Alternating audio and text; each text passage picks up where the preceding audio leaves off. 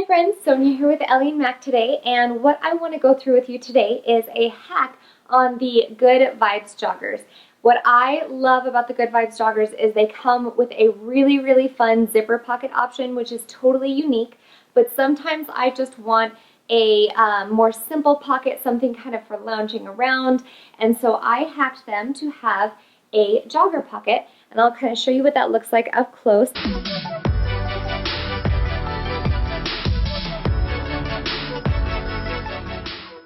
It's just a really simple patch pocket. Now, what I like about doing it this way is that you actually only have one other layer of fabric underneath, whereas a pocket you typically have the front and the back of the pocket and then the front of your pants. So if you're using thicker fabrics, for example, this is a great way to go about adding a pocket because you only use the one layer and then you actually top stitch it down.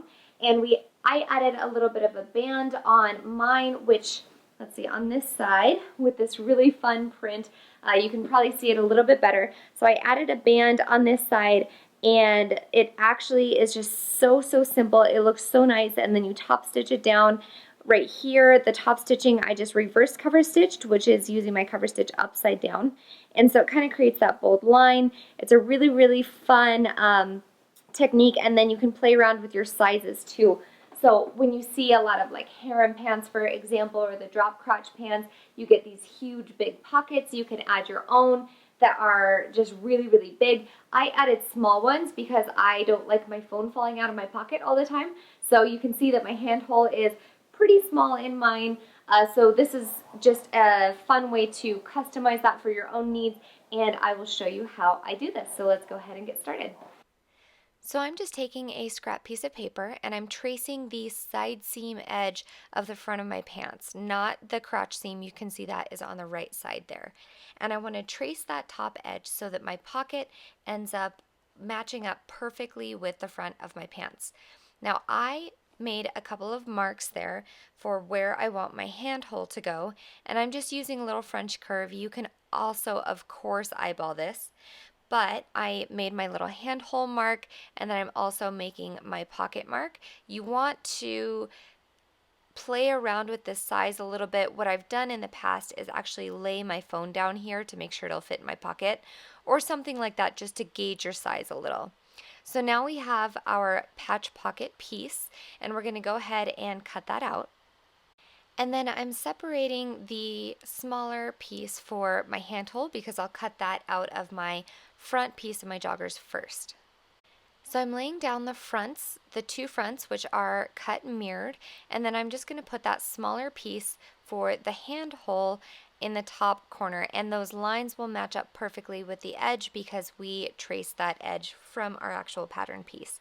And since we now have curves on both edges, I'm going to go ahead and add a little clip to remind me that this side that we just cut is our pocket side so that we don't accidentally sew it together as the inseam. So we're taking some leftover fabric and we're going to tape that hand piece back to our pattern piece because we are now doing the layer that goes underneath for our actual pocket base. So just add a piece of washi tape and you can go ahead and cut the pocket piece out together. And again, that's why I love doing this style, is because it only needs one layer for the pocket, so it keeps everything nice and thin. So I used some black scrap fabric I had to cut out some bands for my pockets. I did mine at about 1 inch, which makes a very thin band, but you can do yours a little bit thicker, maybe 1.25 inches if you don't want it to be quite so fiddly. I'll go ahead and serge that on and top stitch. Once that is done, I will go ahead and lay it down on top of my pocket piece, and we will clip all of our edges there. What I like to do is get this clipped together really well and then baste the top edges of those pockets so that everything stays in place. Now I am trimming off the extra bits of band. I did cut my band extra long just to make sure that I could cut the excess off at the angle that matches up with the pants. So that's another little tip for you. And then we'll flip it over, and I use pins so that I can stitch over the top of them with my cover stitch. You can of course use a sewing machine for this part and stitch over your pins as well if you are somebody that does that. I know some people do and some don't. But I find it really important to make sure that that pocket is very secure because it can easily get distorted and you want it to lay nice and flat. So I'm going to go ahead and stitch that on and be right back. And what I did is I reverse cover stitched, which just means that I sew my cover stitch upside down, so I actually had the white side up and you get the loops on the top, which I think is really fun for athletic wear and athleisure because it adds some fun bold pops. From here we just assemble our pants as normal. All right, friends, thank you so much for joining me today for this hack. I really love wearing joggers all the time, and so adding something a little bit different to my joggers is always fun. I love being able to customize the pocket size. You can see on mine I make the hole pretty small because I am always running around chasing my toddler, and so I don't want my phone to fall out of my pocket. But this is a really fun hack to customize how big you want your pockets as well. You could do those huge oversized pockets if you wanted to.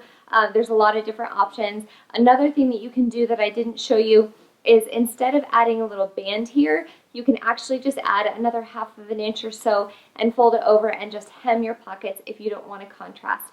So there's a lot of different opportunities with this hack. I hope you guys enjoyed it. Make sure you check out the other videos on our channel and subscribe, and we will see you next time.